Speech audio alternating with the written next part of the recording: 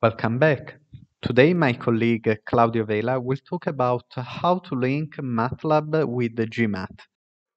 Hello everyone, my name is Claudio Vela, and what we are going to see today is how to interface MATLAB with the NASA General Mission Analysis Tool, GMAT in short, what GMAT is, how a MATLAB function can be called within a GMAT environment, um, and the potential of the interaction of the two softwares.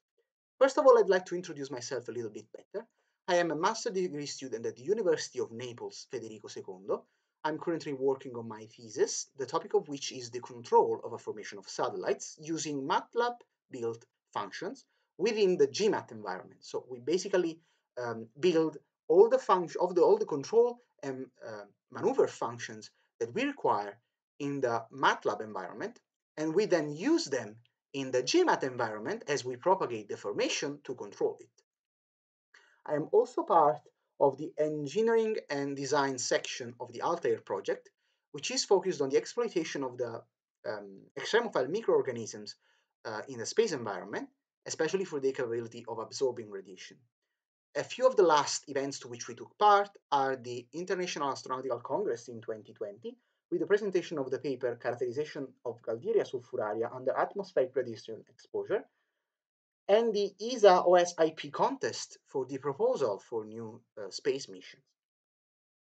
Let's now get down to business and see what GMAT is. GMAT is an open source trajectory design and optimization system developed by NASA and private industry.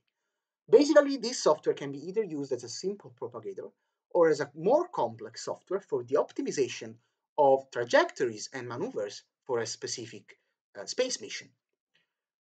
Let's now see how to interface GMAT with MATLAB. We are going to follow the procedure which is presented in the GMAT manual, but we're also going to present another step that might be useful if the interface is not performed correctly at a first trial.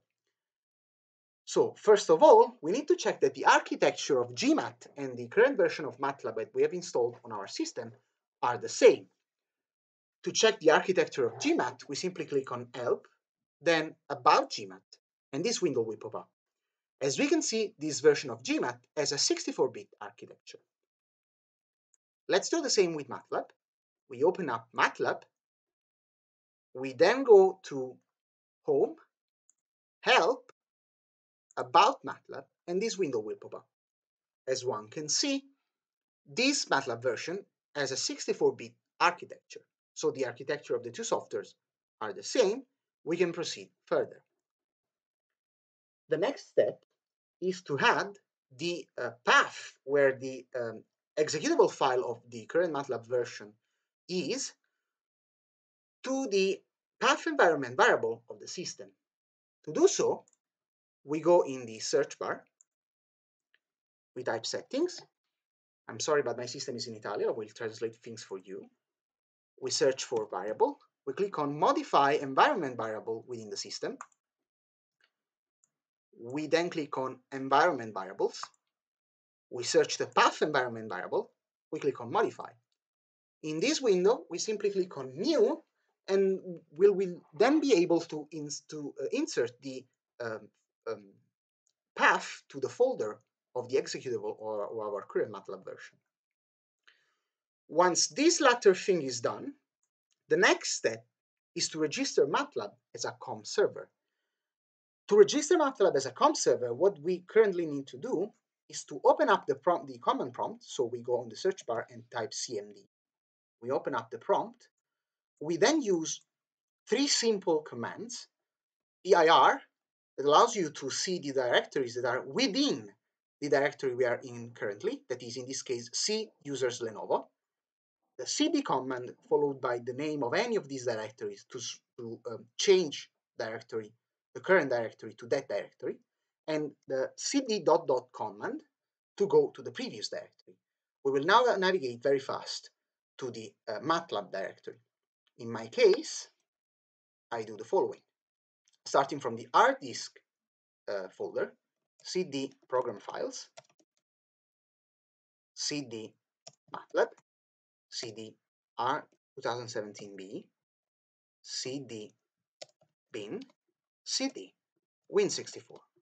Inside this folder, that is the folder where the executable is, we execute the following command: matlab space dash regserver.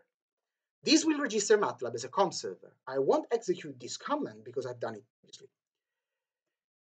Once this thing is done, if we open up Gmat and the interface is performed, we will see the MATLAB icon in the resources tree below interfaces.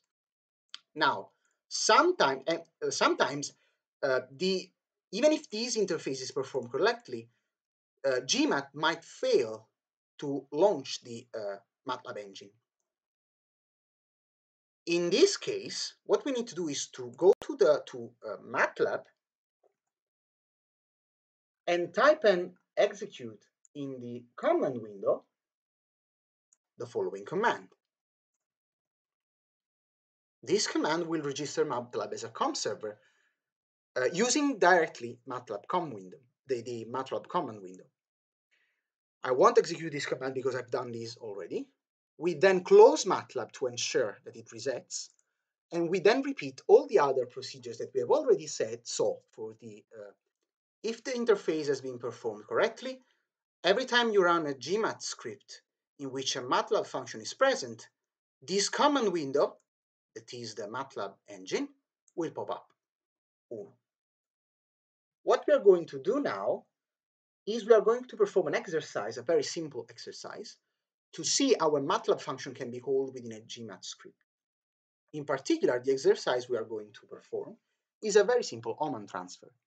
An Oman transfer simply is a transfer between two orbits, any type of orbit, so either circular or elliptical. In this case, we are considering circular orbits for simplicity reasons.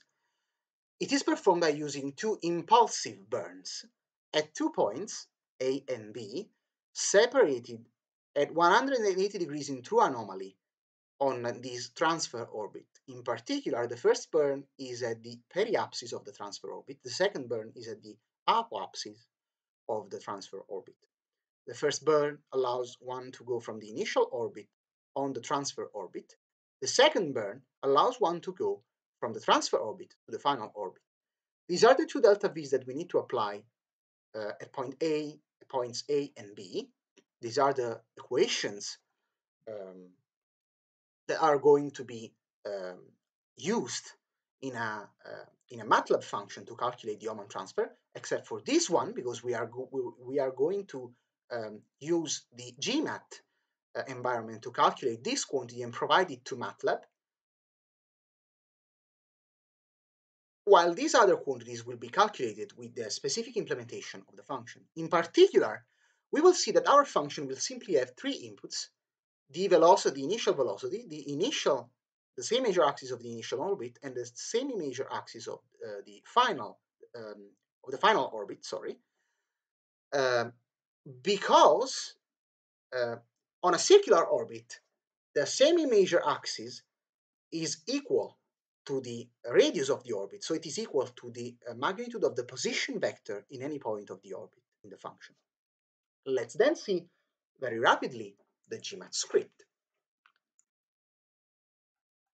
I will not discuss the first part of the Gmat script because it basically is the setup of all the elements of the spacecraft model, of the propagator and burn models, and the creation of the orbit views that we will later see. I'm going directly to discuss the creation of the MATLAB functions within the Gmat environment. To create a MATLAB function within a Gmat script, we simply need to execute the following commands: create MATLAB function, and then the name of the MATLAB function that we have created, its true name, the one with which we created the function itself. We then assign to this element in the Gmat script the function path where it can basically pick it. As for the script, as we will see,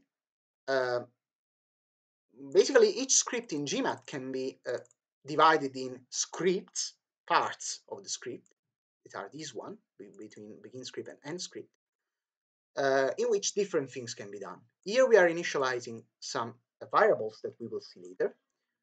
Here we are basically performing the first propagation. Why are we propagating up to the apoapsis? Well, a circular orbit never really exists.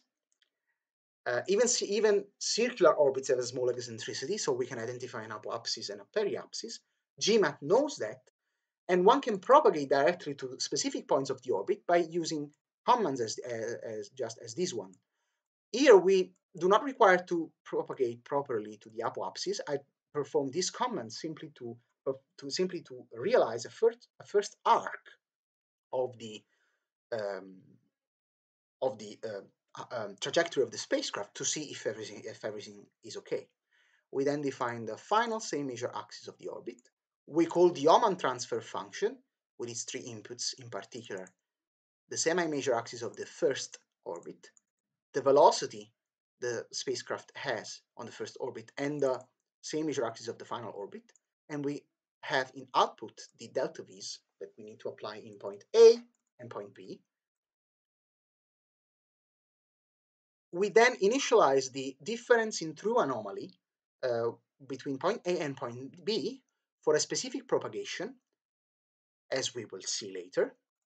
Then we use the figure set function with these inputs that are the X label, the Y label, and the title, as we will see later when discussing this MATLAB function, when seeing the code for this MATLAB function that we have initialized here.